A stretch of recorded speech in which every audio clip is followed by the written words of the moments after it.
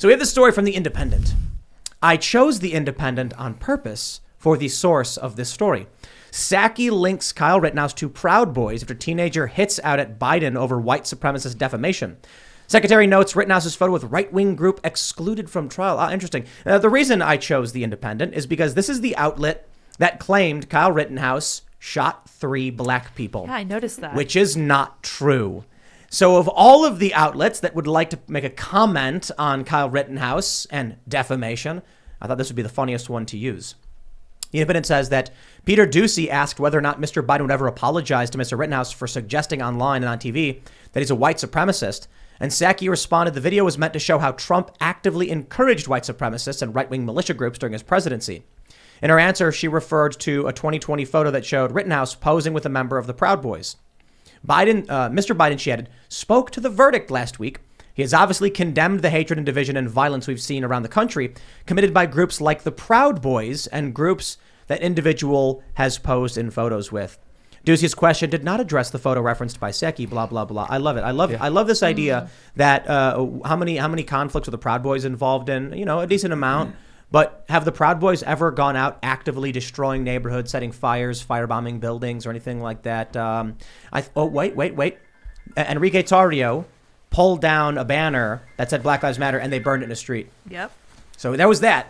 A multiracial person did Yeah. that, by the way. And the organization is not a white supremacist organization. There's many people of color within it. And again, it's just absurd, the logic that they're using here. Okay, let's use the same logic. Joe Biden took a picture with Putin.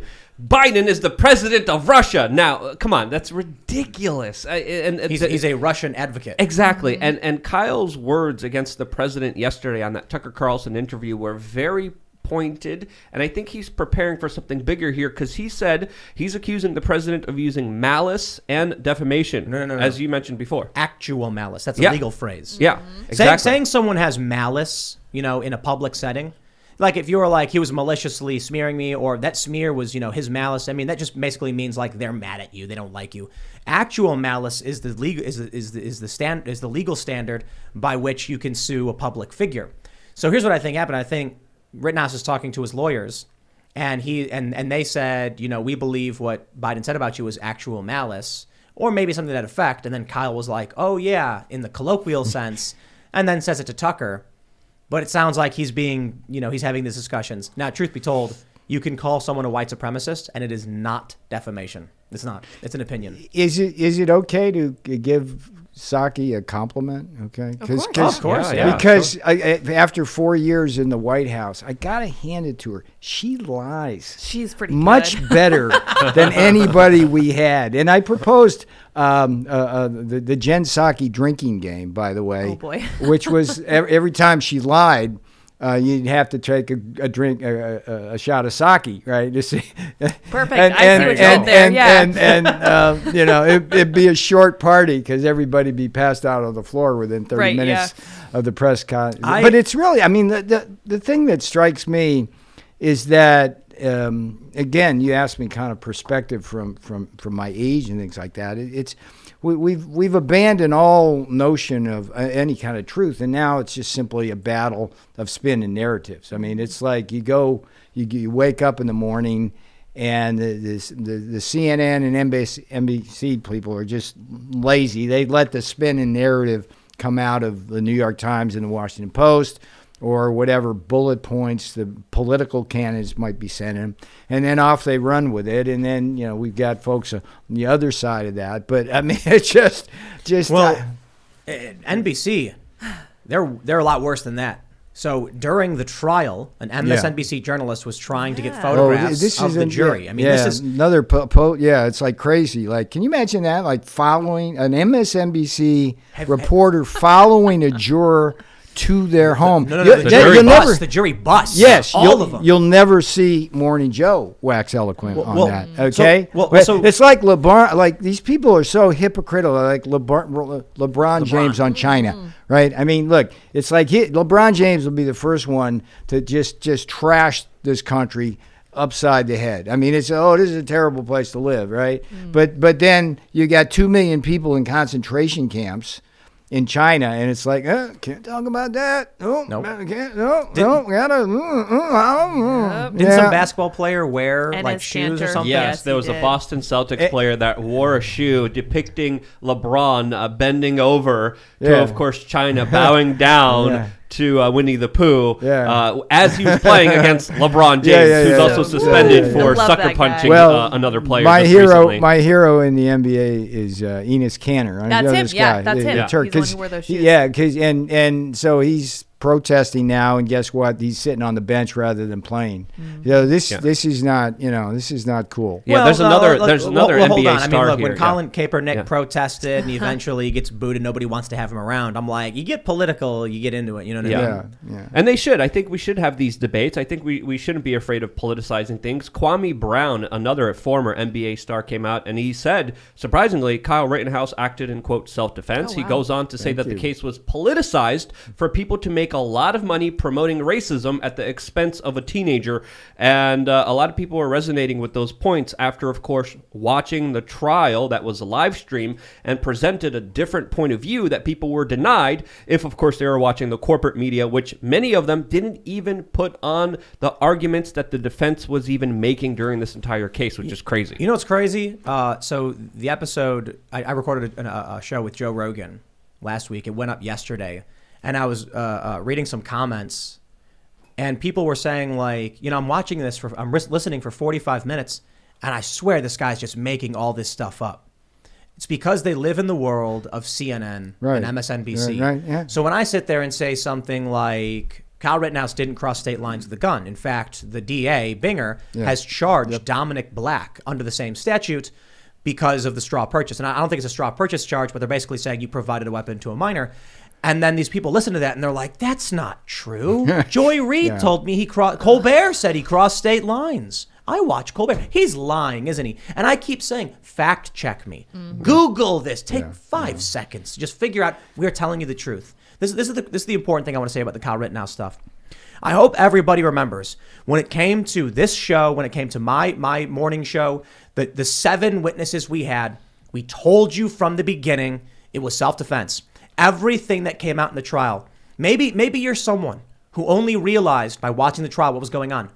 Watch our show. You'll see we were never lying to you. We had the witnesses here tell their stories.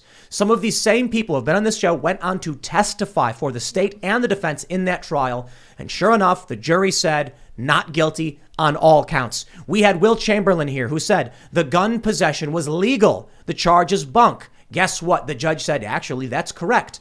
Now, if you were watching CNN the whole time, you got punked. Yeah. We were honest with you the whole time.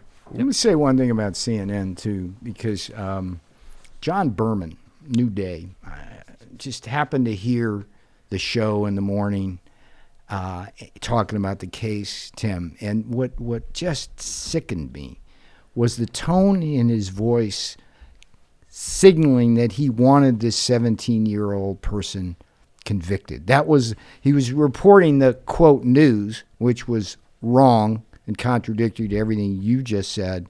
But at the same time, you could feel in the way he was reporting it was like, oh, we've got to get this guy convicted. I mean, what a 17-year-old kid who was not guilty and found not guilty by his peers, he's being condemned to life imprisonment by the tone of that voice. Yep.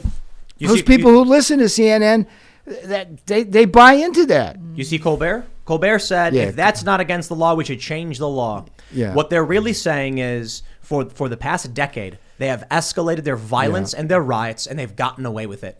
And at this point, well, now people are starting to snap. And I don't think it's a good thing. People showing up and, what happened in Kenosha, I don't think is good in any way. But people are finally fed up. We've seen videos of people getting into fistfights with Antifa, chasing them out. Well, now what's happening is these leftist extremists are shocked and angry that, oh no, now we're dealing with resistance from people who don't want us burning down their local communities. Yeah. Now the courts have said, if you attack someone and threaten great bodily harm, there's no precedent. There's always been self-defense. Well, that offends the likes of Colbert. No, Colbert When they were burning down buildings, when they were firebombing, government facilities, when small towns were getting looted and ransacked, where was Colbert? Mum's the word. Kamala Harris was fundraising for these people to bail them out.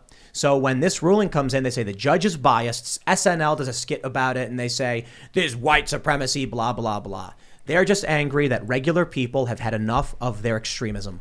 It's a battle of narratives. That's what we've become in this society. The media has gone into the traditional media has gone into their respective corners, and it's a battle of opinion-driven narratives, not fact-based narratives. And I'm listening to you. You actually had the witnesses on. That blows my mind. That's a beautiful thing. It's a beautiful thing. Yeah, we did. Yeah. You know what I realized today? When I was reading, people were commenting on Rogan's podcast, there's actually two different political compasses. So when we say Luke is right libertarian or whatever, how people want to describe it, and I'm left-leaning libertarian, and I don't know where Ian is. He's in outer space. Yeah, pretty much. I think I'm a libertarian. Probably, but you're probably more authoritarian than I am. Thanks for checking out this segment from the Timcast IRL podcast. If you want to watch live, you can check out this channel Monday through Friday at 8 p.m. Now, don't forget to smash that like button, subscribe to this channel, and if you want more unfiltered and uncensored content with all of these guests, go to timcast.com and become a member.